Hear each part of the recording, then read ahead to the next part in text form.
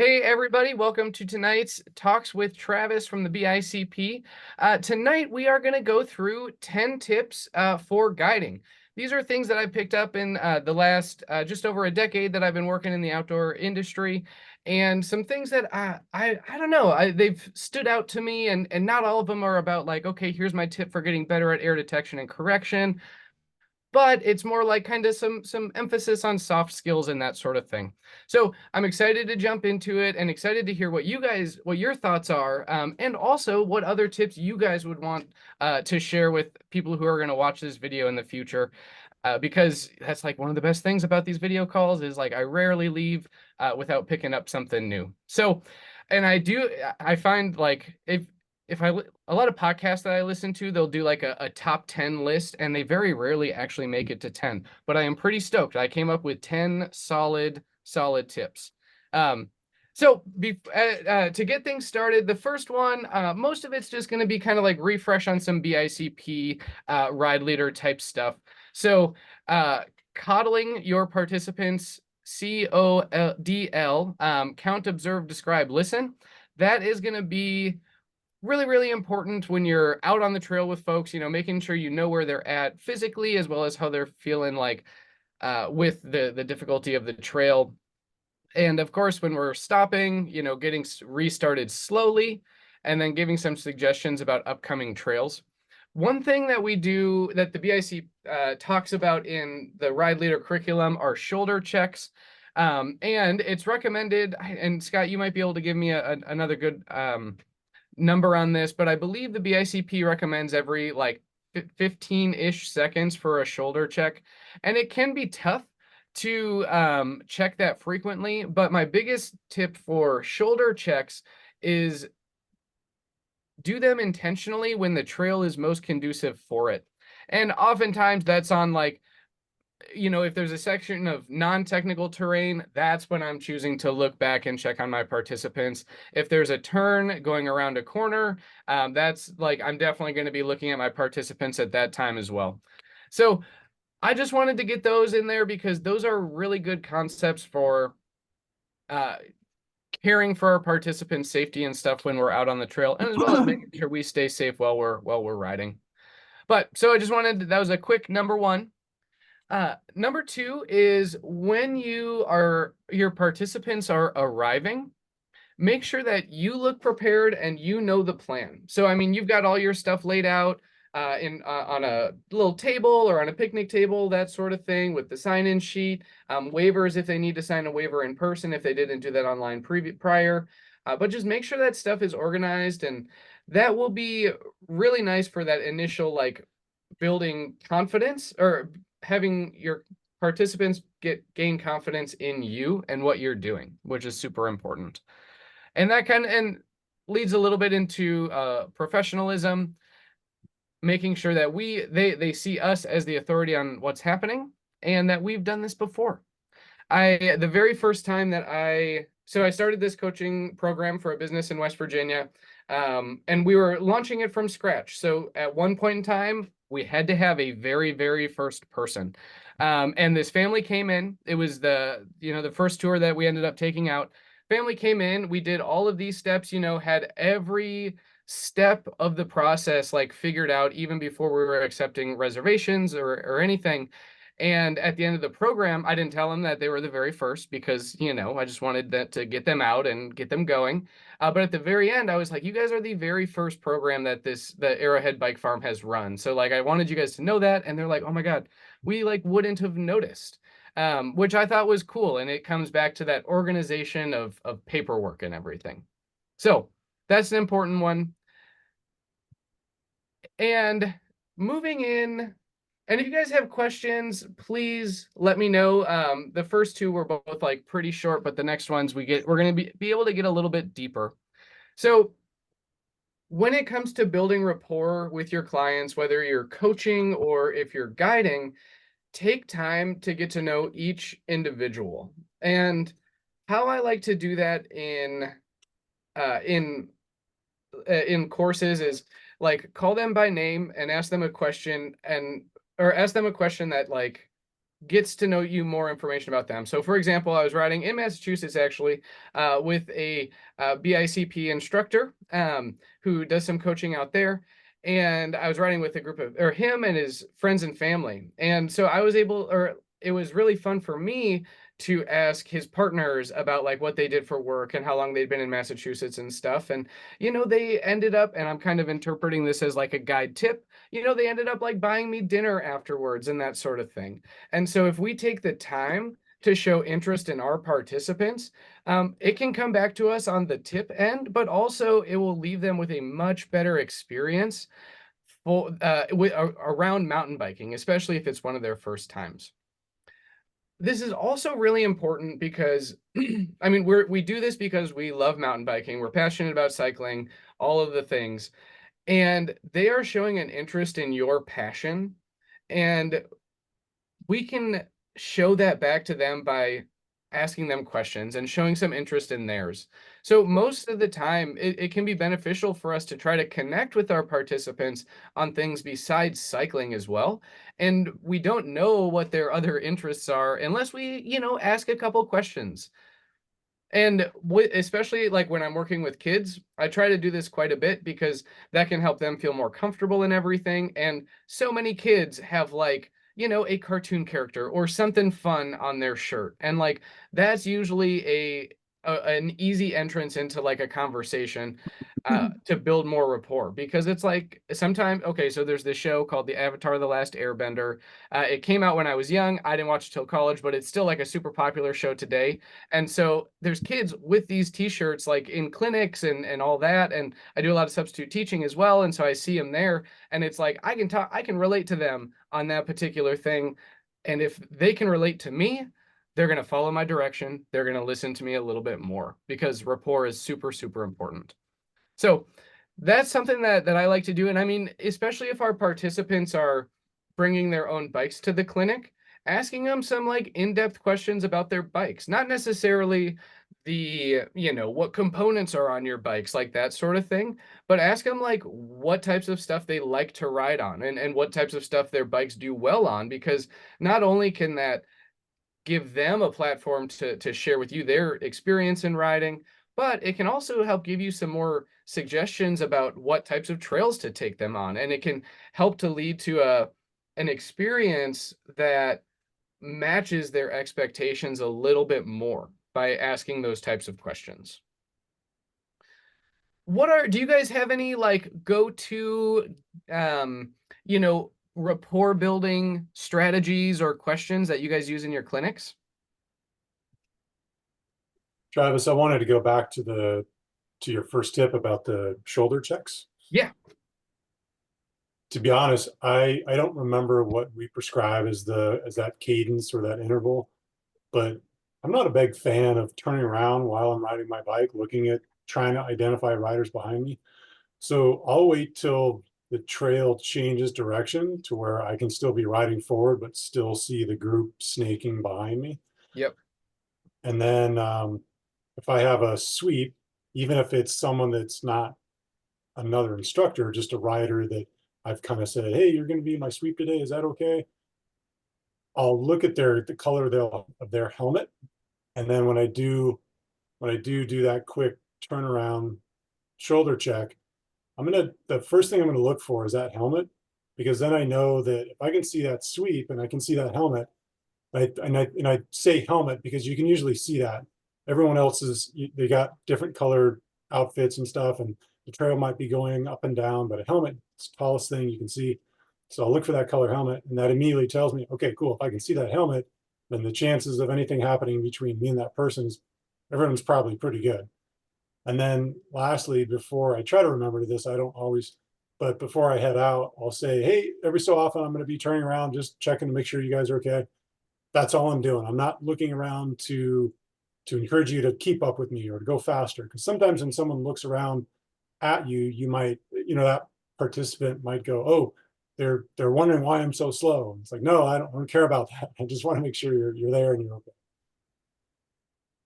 Yeah, I think those are all great suggestions. And yeah, part of what we do is we don't want to encourage people to ride outside of their riding level. And there's a couple things. And if we're putting pressure on them to do that. And one thing, depending on the group, kind of talking about, you mentioned the sweep rider and all that sort of stuff. So one thing that I've kind of experimented with, depending on the group, is instead of leading from the front, I'll like lead from the back.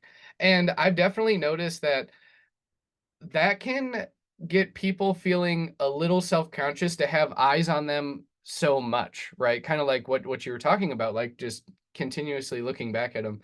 So things that we definitely want to be aware of.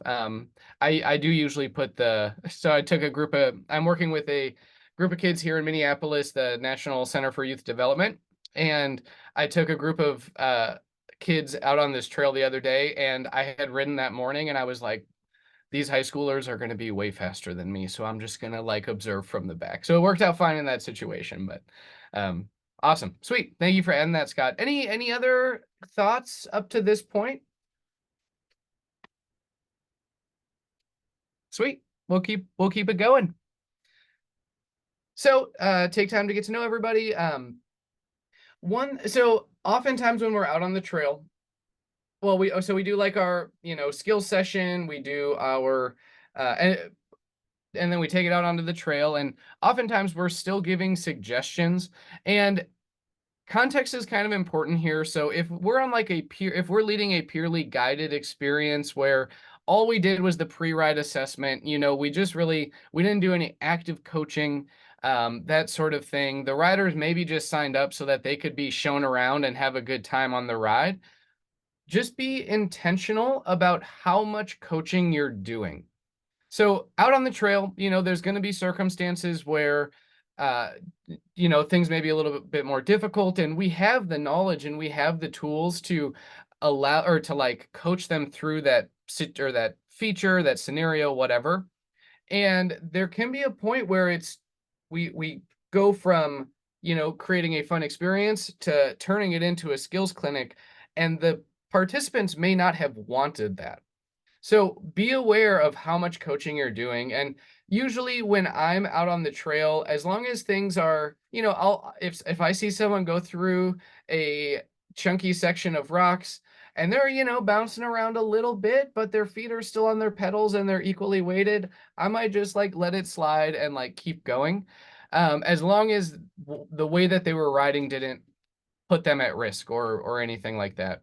So usually when I'm giving tips, I like to use the phrase, I found this works for me, because then, provide the little tip, because then it's not as much of like now we're going to work on this skill sort of thing. It's more of just like, hey, try this out and see how that works out for you. And most of the time that is on climbing restarts. That is like the most common piece of or skill that I provide feedback on out on the trail is climbing restarts. So be careful with your phrasing. We don't want to force a skills clinic if that's not what the participants are looking for, and use phrases that are like helpful but not overbearing. I Any just thoughts on? Yeah, I just any thoughts? remembered, I'm always a couple questions behind. I just remembered a thing that I actually picked up from Mike Holm in with regards to building rapport.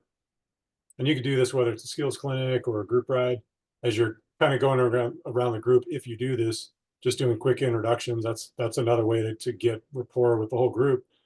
Hey, what's your first name? How long you been riding? What you hope to get out of this ride today, or this clinic today? And so it was all clinic or ride centric or bike centric. But then at the end, I'll say, tell me your favorite donut or your favorite pizza topping or your favorite breakfast or your favorite movie, something that's totally not bike related. Mhm. And it's interesting that, or maybe another one, like what's your favorite hobby that isn't biking? Like what's your second favorite hobby that isn't biking? And Yeah. you'll find out a lot of interesting stuff about people just with those little nuggets. And then often that'll build rapport between the participants themselves. They'll go, oh, I didn't know you were into that. I'm really into that too, or whatever it is. So that's kind of a fun way to kind of break the ice and get to know more about your folks. And it provides, additional things to connect on later. And because not always are the groups like a private group, right? You're often bringing people together. And yeah, I think that's a great way to do it, especially getting it started right away with the intros. Super solid. I like the what is your favorite or what is your second favorite non-bike hobby? I really had to think about that one for a little bit. I was like, I don't know. Do I have that many hobbies? Yeah, pretty great. Awesome. So, yeah, be intentional about your phrasing and the amount that you're coaching to wrap that one up. Be, tip number 5, be aware of your ego. So, oftentimes the riders that we are working with are likely at a, oftentimes lower riding level than we are, sometimes higher for sure, like the other day with those kids. But we want to make sure that how we talk about riding doesn't make them feel bad about the riding that they do. Uh, it's and especially in, so like when I was in West Virginia, we'd get a lot of folks come up from Florida. And, pretty flat riding in Florida, although there is a pretty sweet mountain bike scene down there, so I have heard, but pretty flat riding. And whenever we'd work with participants from Florida, they would have they'd have some difficulties with the regular up and down and all of that sort of stuff. And West Virginia is exclusively up and down. And so if that's just like what we're used to, that's how we're used to riding. So when my participants are like voicing these struggles, as the guide and instructor, we don't need to like, these are just regular hills, this is just what we deal with all the time. We can still just like let them experience their, challenges with the hills, give them some positive feedback, and make sure that they still feel good about it. And when we notice things like that, we can adjust the ride. So, I mean, if we don't have participants who are regularly going up and down hills, we could maybe pick out trails that have less elevation change. We could increase the number of breaks that we have so that they have a little bit more recovery time. Because it's not necessarily that they're not fit people, it's just they're not used to exerting themselves in this way, and in these kind of like interval big changes and that sort of thing. So try not to compare too much how your riding looks compared to theirs. Travis, on that note, I think another way to keep your ego in check is to refrain from noodling around the trail and doing little tricks and stuff like that. And Sham's really good at this. He's such a phenomenal rider, but you rarely see him doing anything outside just really basic stuff. You might catch him out of the corner of your eye, like over in the corner doing something, but and it's hard because when you're a skilled bike rider, that's kind of how you got there. You're always hopping around or doing something, but sometimes it's good to keep that in check so the rest of the folks don't get intimidated. But then on the other hand, if you read the group, especially with kids, they like to see that stuff. So And I you hit on a couple of really good points. And the first and the first one I want to touch on is the like not playing around too much. So my one of my mentors from REI, Amanda Decken, she had a phrase that was, or I mean, it wasn't really a phrase, but like one idea that she taught was don't perform skills that you haven't taught your participants to do. Uh, and I mean, like, so so then that, because if we do that, if we are just like playing around, like nose manuals, whatever, like bunny hopping big stuff, like our participants are going to be much more likely to try those things. And also, and then potentially get injured as a result of that. But also they could start to, people of all ages compare themselves to others way, way, way too much. And they could start to be like, well, I thought I was like an athlete and a good rider, but I can't do that sort of stuff. And we don't want that comparison to come up. So, and I do agree with you, Scott, that like depending on our group, you know, there are times when we can be a little bit more playful out on the trail and, add a little bit of flair or energy and that sort of thing. But I like to think about what the features require, like what's the minimum skill that this feature requires, and then that's what I try to do when I'm guiding.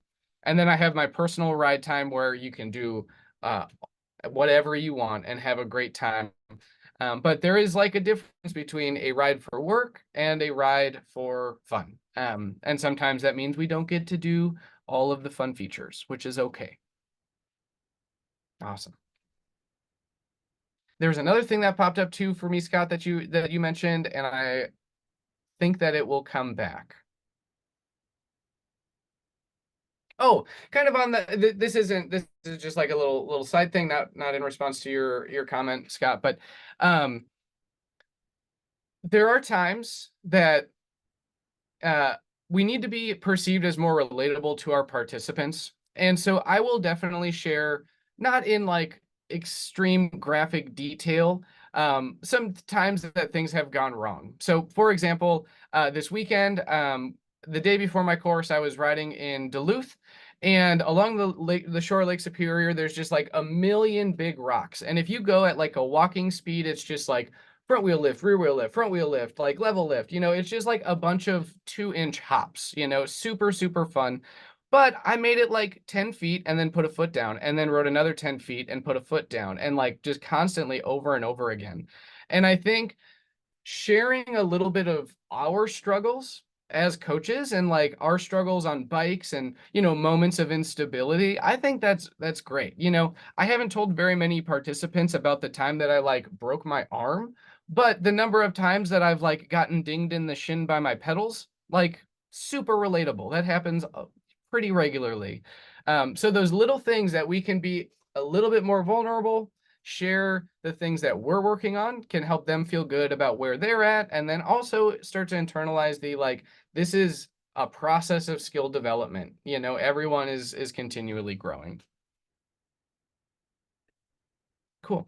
Any thoughts, dear, about ego? Anything that y'all would add to that little conversation that we had? Cool. We did do a full hour-long call about ego in the mountain bike world, and that was a pretty fun and interesting one. I think we got into some like vulnerable topics, which I think is really important. But so definitely check that one out in the archive if you haven't listened to that one yet. Eric Robertson was in on that one, and he had a bunch of awesome stuff to add. So we've talked about building rapport. We've talked about all of the, how we can like connect with our participants, like bring that lightheartedness and that passion. Um, in the event of an incident, it's gonna be kind of like so like rider takes a spill and there is like an injury. Um, it's like pretty much a full switch over to like professional responder at that point. Um, I think that's one thing that's important. We're like we have all of this fun stuff happening on one side, and then as soon as something goes bad or something goes wrong, that's when we like put on our professional guide face. Because our professional guide face is really important for making our patients, because they've gone from participants to patients, making sure that they feel that we are competent to care for them. And so not that we're like not trying to stay positive through the incident if that's what we need to do, but also we're going to be exerting some more intentional control over the group.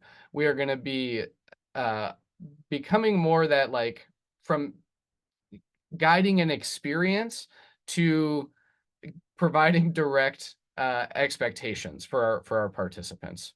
And Scott actually joined us for a really good call about incident response that happened during one of his clinics, which was really, really great. And we got to see some of the transitions from, Coach Scott into medical responder Scott, which was really, really fun. So you guys should check that one out too.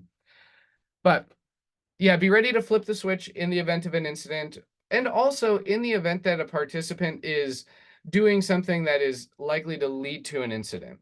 So one of the spots that I've guided a bunch, it's an out and back trail, and the last section you can't ride on. You just like hike down this steep spot out onto this like pretty exposed um, point over the New River Gorge.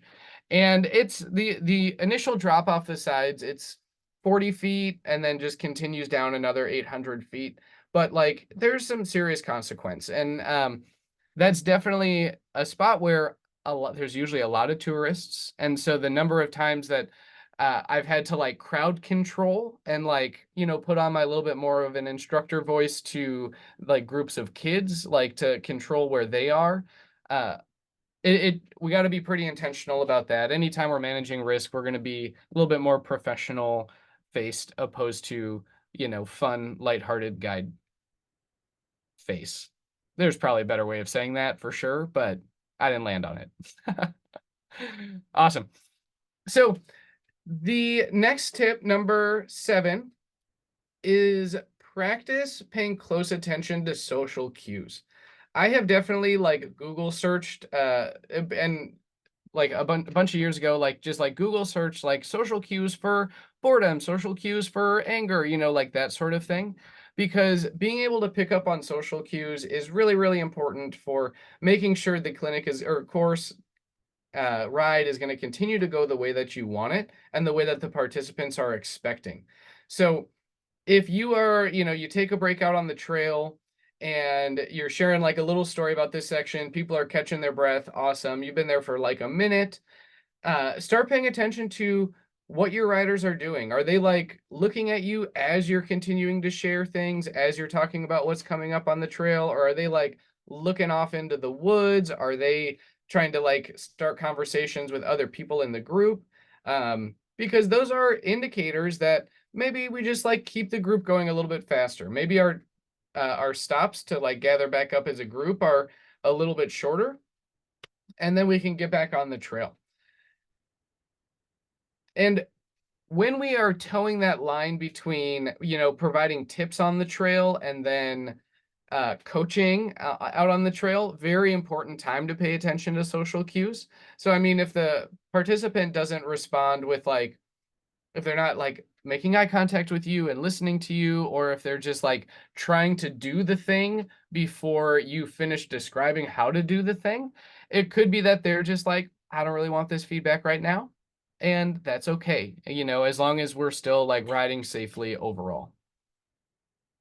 What are are there any things that you guys have noticed in your participants that they didn't want to say outright, and that made you change the direction of the clinic or anything like that?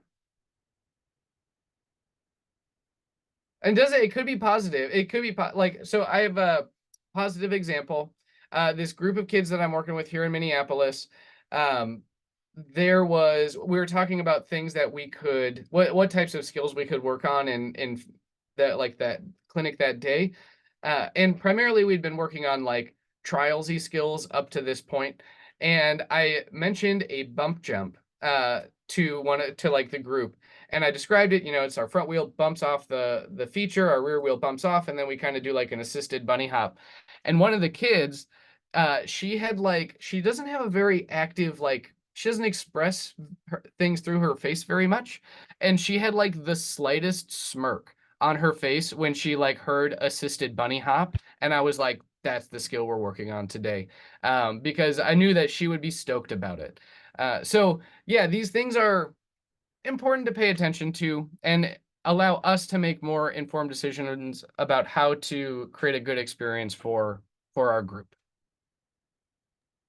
I Cool. think you mentioned it before, Travis, just paying attention to those visual cues. Oftentimes people won't say outright what they're feeling, whether they're excited or nervous or both.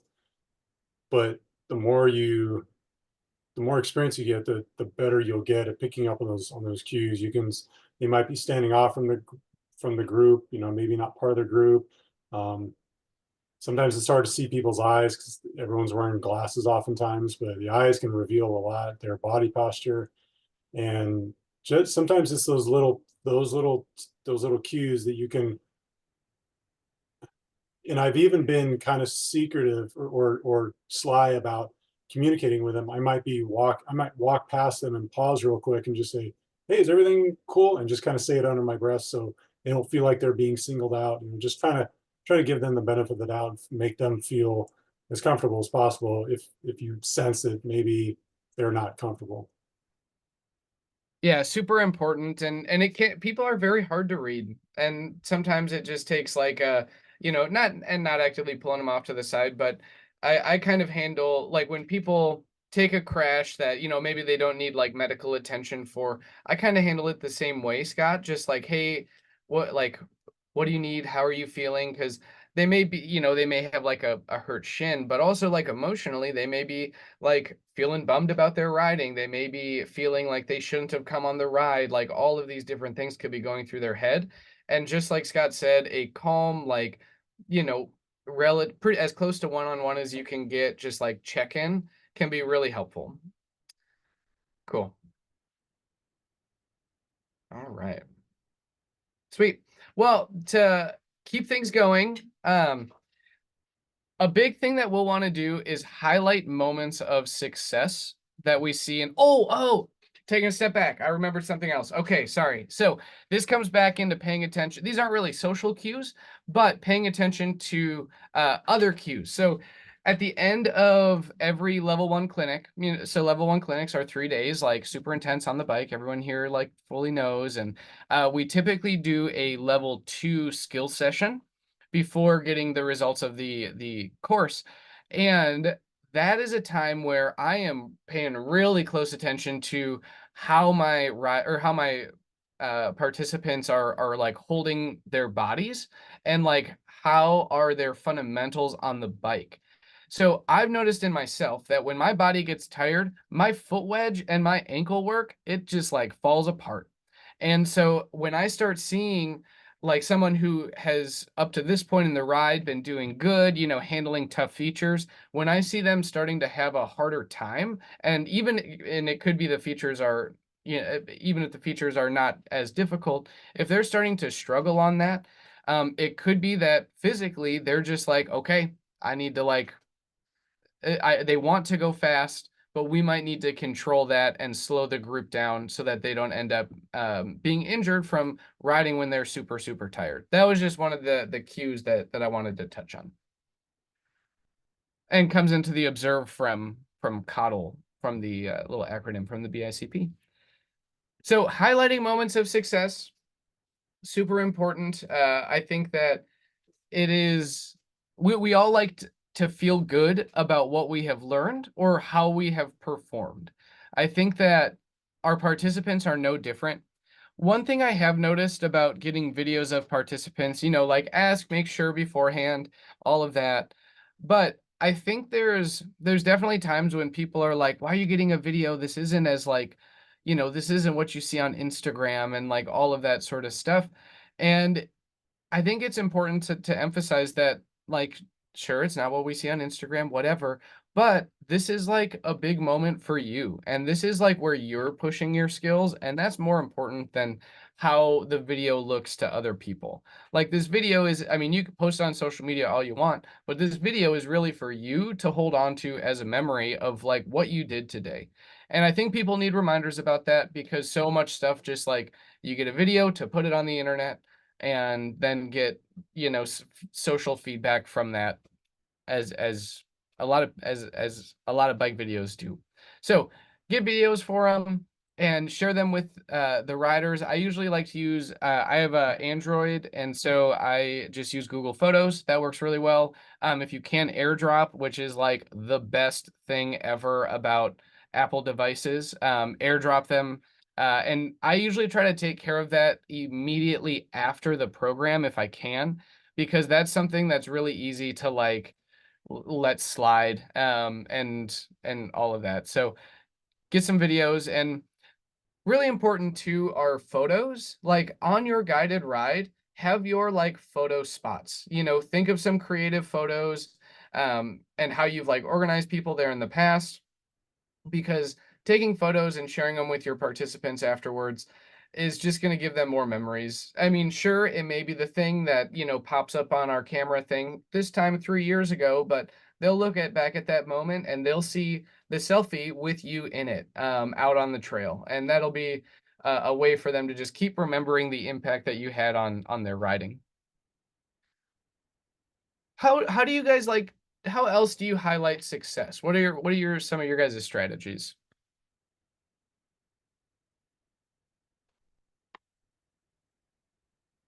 I've got a couple more. Don't you worry. Okay, all right. Feel free to jump in. So, Travis, I was going to say, I just kind of go off our instructor, um, our instructor, not guideline, but our instructor tools, where you're always giving him that positive correction, positive.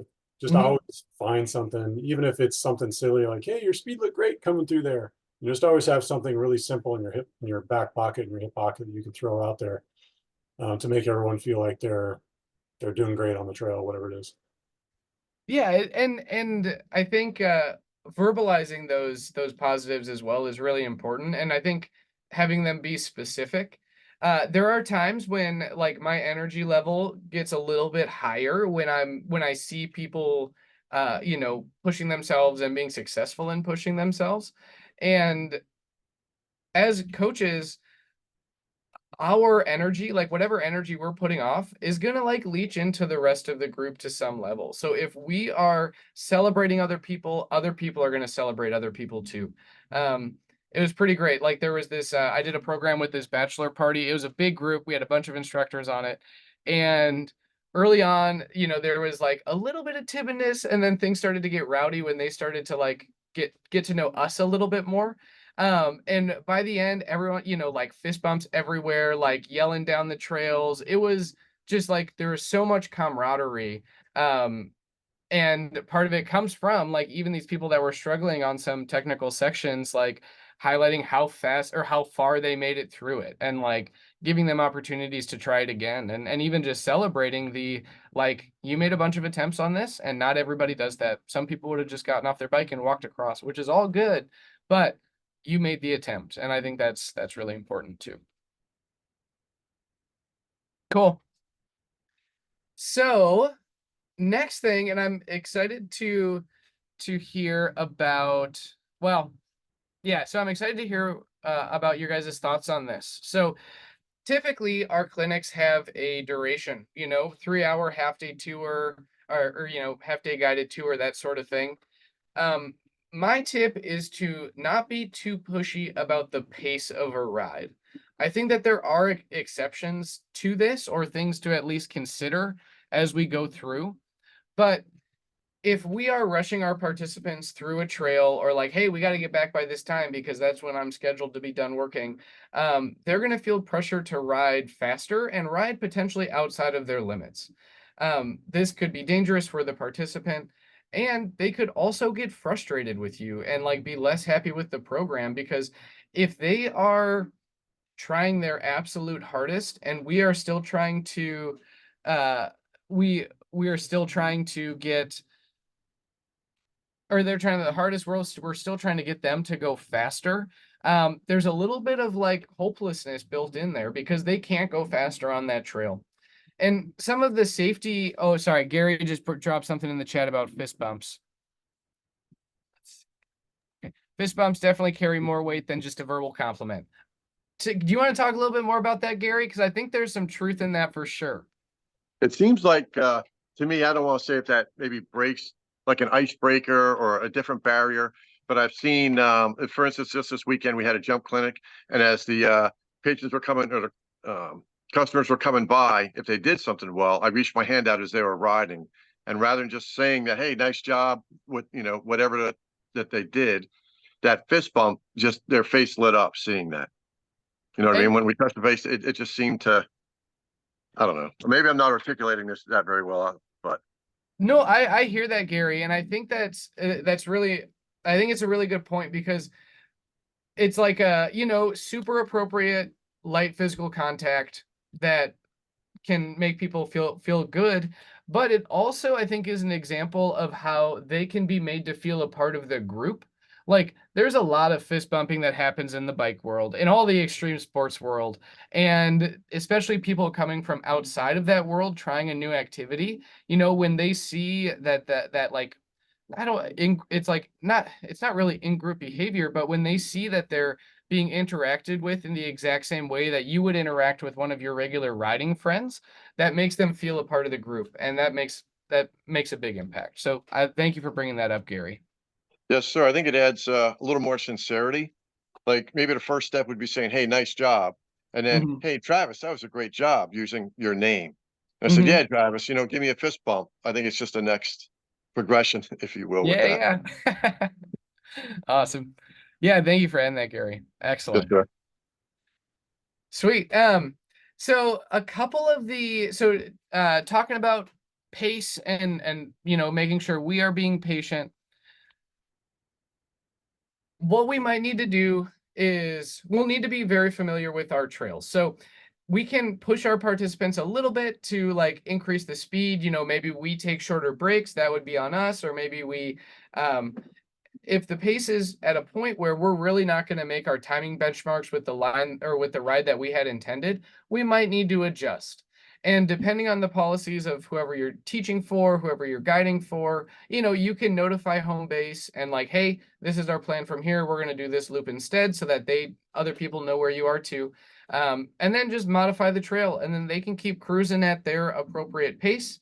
And I think conversations like this, with time and with our participants, I think it's pretty fair to have just a honest conversation about the constraints. So, I mean, if we're out west and if we're planning a ride that's above the tree line, and we have a certain amount of time that we want to get up to that elevation and then come back down, you know, like, tell your participants about that. Keep them in the loop, and then like, hey, if we're not going to make those timing benchmarks, if it is looking like, hey, we're not going the appropriate speed, they can choose to go faster and push it, or maybe this just turns into a little bit easier out and back sort of ride, a little bit shorter. Maybe we didn't get up to the elevation that we're hoping to, but the risk of being at elevation too late in the day would be storms, and lightning and that sort of stuff. So definite safety constraints, that could encourage us to go faster, but we can make decisions that will manage those safety concerns, and maybe we won't get as long of a ride in, and that's okay.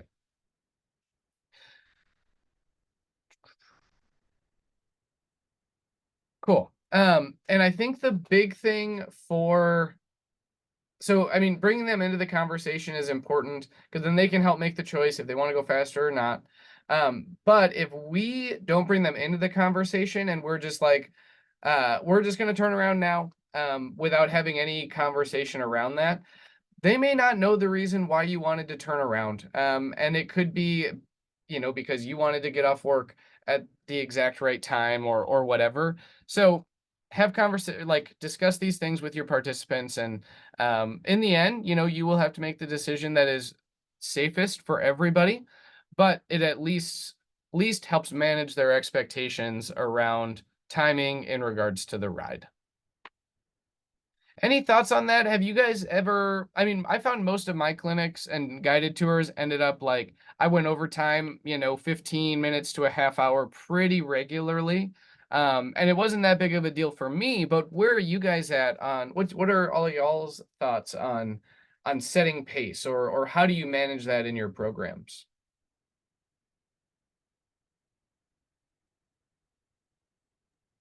Travis, I do more skills clinics than ride guiding, but often at the end of a skills clinic, we might be going over maybe 30 to 60 minutes. And it's usually something that maybe I could leave out. You know, it's not something that if someone has to go, that they're going to miss out on something big.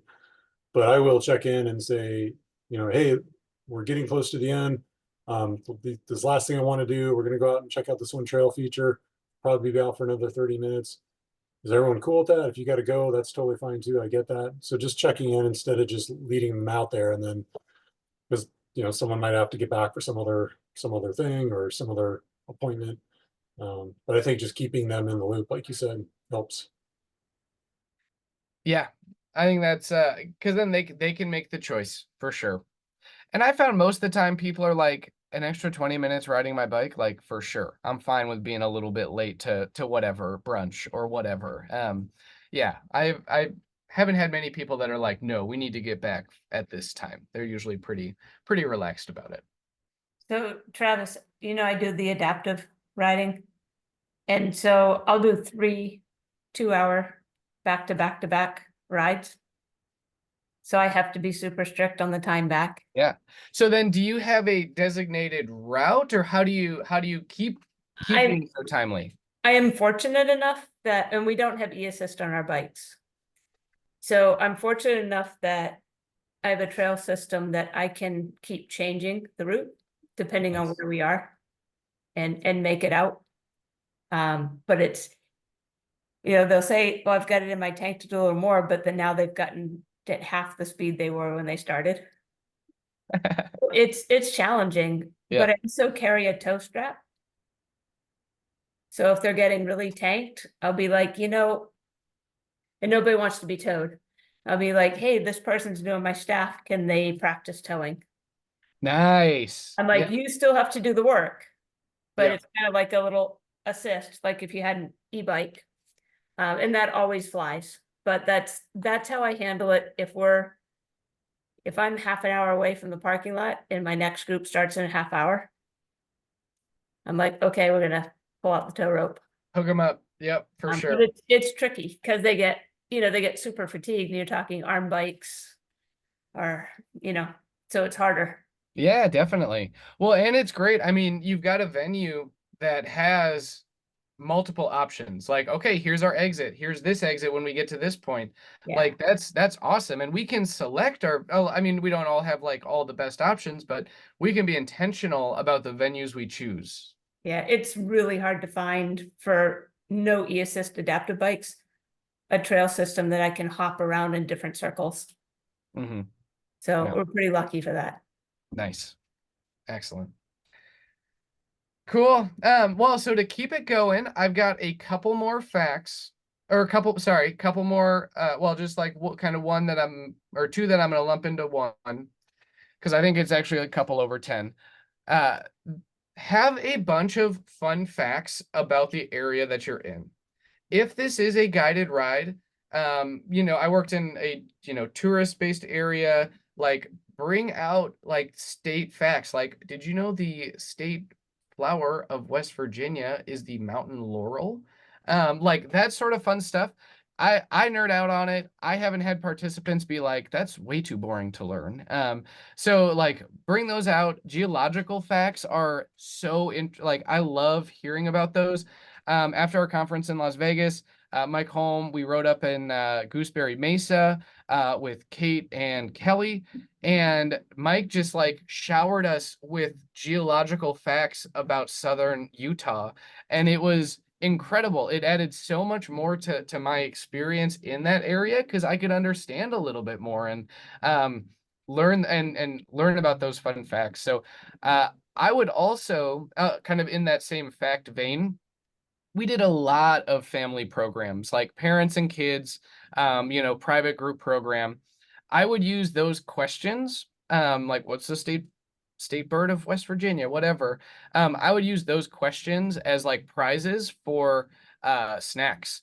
And whether that's like, energy gel or not, well, probably not energy gels for kids, but like, the Cliff Bar gummy things, or if it was just like straight up like mini Snickers bars, I would use those as like, hey, stay engaged with what we're doing right now, answer this question and you get candy, sort of thing. And that can be, I also had clementines as well.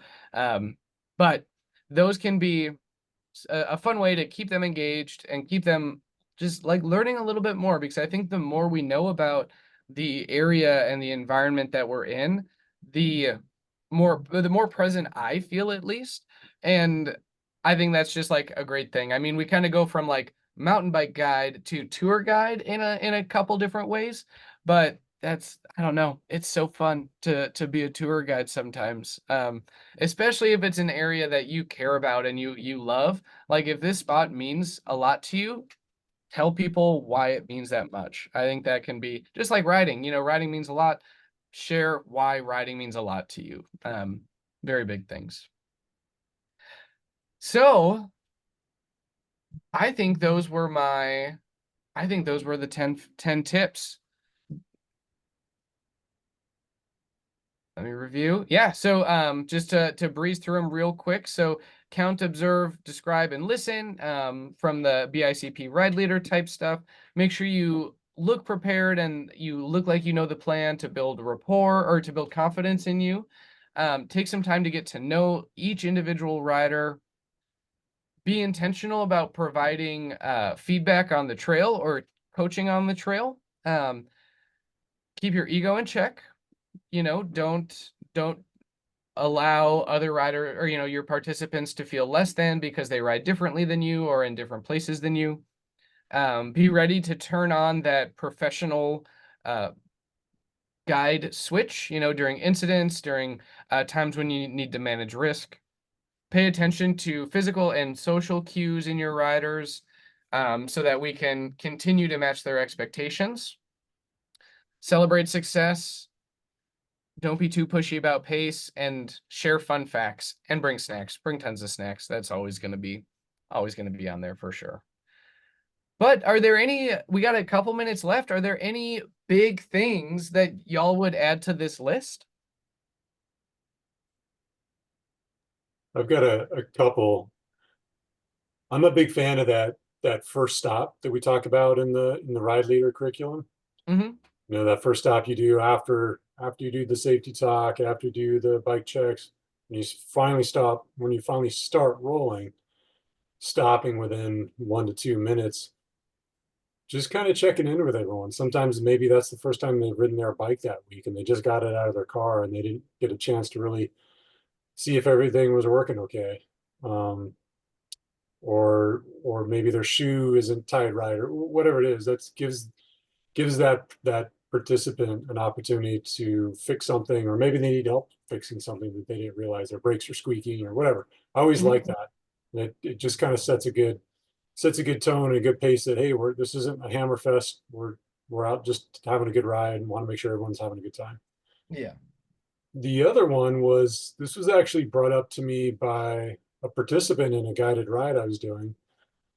And it was kind of a cool tip. He said he had ridden with friends in big groups before in the past. And when you have a rider that is they're at the end of the ride and maybe they're bonking or their energy level's low, he said he would carry little like little candies or little fizz tablets or something. And you could, assuming that they're okay with it, you could give one to them and say, hey, this is a little like a little energy pill. And that's not the right word, but it was almost like a what's the word I'm thinking for? Almost like a placebo. Like, oh, this instructor is giving me this this energy boost pill or tablet or candy or whatever it is. Yeah, I do feel it now. I can make it through the last 2 miles. And it was just kind of a cool trick that he had used a couple times. And it could be something as like a little Smartie candy or like, Sure. just goofy stuff like that doesn't really have any any energy value or nutritional value, but just that placebo effect of, all right, I got this thing from this person who knows what they're doing, and yeah, I can feel it now. I got the energy to go. I love that. Yeah, and I for sure, and especially with kids too, like, does 2 slices of a clementine really give a kid that much energy? Probably not. But if it's like given to them and they are like, it can be the same thing as the placebo effect. It's just like we just need to access the part of their brain that's going to push a little bit more, and that's it. Nice. As long as the energy pill doesn't go against any doping regulations, I'm here for it for sure. Yeah, I Awesome. was gonna mention that what I've been doing is collecting stickers as I go out and about to, different events and things. And I use those for reward or for fun at the end. I ended up with so many of them that at the end, I just put them all out in a pile and let the kids go nuts. And the adults, they love it too. Totally. Everybody loves stickers for sure. Nice. And do you let the kids put them on their bikes there? I haven't witnessed that, but usually they're talking to their parents, and Nice. so I suppose they could. Yeah, and little incentives, I think that little things to like take home and feel good. I think like stickers are a great example of in the REI trainings we would call it surprise and delight. Those little bonus things that you weren't necessarily expecting, but you can take it home, or it's something that adds a little bit to your experience. So yeah, we would do stickers and we would do like buffs, like that sort of thing. Just to like surprise and delight participants, it's always a good thing. Yeah. Everybody's using reusable water bottles these days, and that's a great place to put stickers. Totally. Nice. Excellent. Well, just super here to hear any other tips, and I appreciate everyone joining the call tonight. This was definitely a fun one. I got to reflect on a lot of things in like where I've come up to at this point in my career, and like, yeah, it was fun to put this one together. So in a couple weeks, we are going to do, it is on June 26th, we are going to do a skill breakdown for the manual front wheel lift, where we'll watch me make a bunch of errors, manualing and air detecting corrected, and talk about some ideas to just get a better understanding of this skill, get a little bit deeper into the mechanics of it, and talk about some tips for improving our own manuals. Awesome. Hey, Travis. Yeah. During a ride the other night, somebody said, sorry, I was late. I didn't have my helmet in my car. And it started this whole conversation about what should be left in the car. And I said, my question was, it shouldn't be in your car. It's getting hot out. The car gets hot. It'll degrade your helmet. And it started a whole conversation of what else degrades. Somebody's like, oh, should I not be leaving my bike in my car? Somebody doesn't have a rack. So it started this whole cascade of questions. Have you ever done anything on something like that? Well, I would be in a bad situation because I lived in a van for a bunch of years, so that was my option. I don't know, but it does make sense that, you know, if it spends too much time at that high of a heat, especially foam Right. helmets, that could cause some problems. I'm gonna look haven't it heard up. any. I just haven't, that was just the other night and I haven't had a chance yet, but Well, send me an email. Let me know, because I'd be super curious to hear that. Maybe I'll just need to get like a slightly bigger cooler for my van, and then I can just put my helmet in there. But Scott, do you have any insight on that? You're an engineer. I don't know. Well, I was going to say, you know, in Phoenix, our garage, not that Phoenix is the only place that gets hot, but yeah, it can get really hot. And I know people here in town that specifically store their bikes indoors, like in their kitchen or living room. I don't, because I go through, I think at that point, sealant and tires are the only thing that are going to get affected. I've always stored my bike in the garage. But would it And degrade the rubber on the tires too? it would, but like I said, I go through tires fast enough that, and because we have such a low humidity, whether the bike is stored in the garage, the sealant's going to dry out within a month anyway. Okay. So that stuff is always cycling through. But for sure, helmets, I keep my helmets inside. You know, helmets have a finite lifespan, 5 to 7-ish years, something like that. Yeah. And I did a level 2 last year or 2 years ago, and one of the participants, he owned a bike shop and he had a bunch of helmets that were way past their due date, and he was going to chuck them. And he thought, oh, this is a great opportunity to see how tough are these helmets after their expiration date. And he said some of them they would stomp on them with their feet, and they would just they were super brittle, and they would just kind of almost explode. And so it really gave you an idea of how brittle they can become after a Yeah. while. And I can't imagine that heat is good for that. But It just seemed like a good cascade of questions that was coming out of people. yeah, for sure. So I'll have to do some Sometimes you homework. can't get around it, like in Travis's situation, but Right. But I'll have to look some stuff up. Awesome. Well, thank you all for joining tonight. I got some more fun tips, and I'm excited to see y'all in a couple of weeks. And let's see. I hope that is anybody actively working on a skill right now? Like, what skills are you guys actively working on? Track stand, a sitting track stand. Sitting track stand, like Where foot you have on each- the tire or regular? Yes, sir. No, on the tire. Nice, excellent. Well, Gary, this is the week for it. I'm just gonna send some positive vibes out east. Dude, I appreciate it. Well, bring him with you. We'll go to Mountain Creek. I'll let you know for sure. Thank you. All right. Awesome, everybody. Well, everybody have a great rest of the night, and we'll see y'all in a couple weeks. Thank you. Thanks, Travis. Great job, Bye. buddy. Thank you. Bye. Thank you.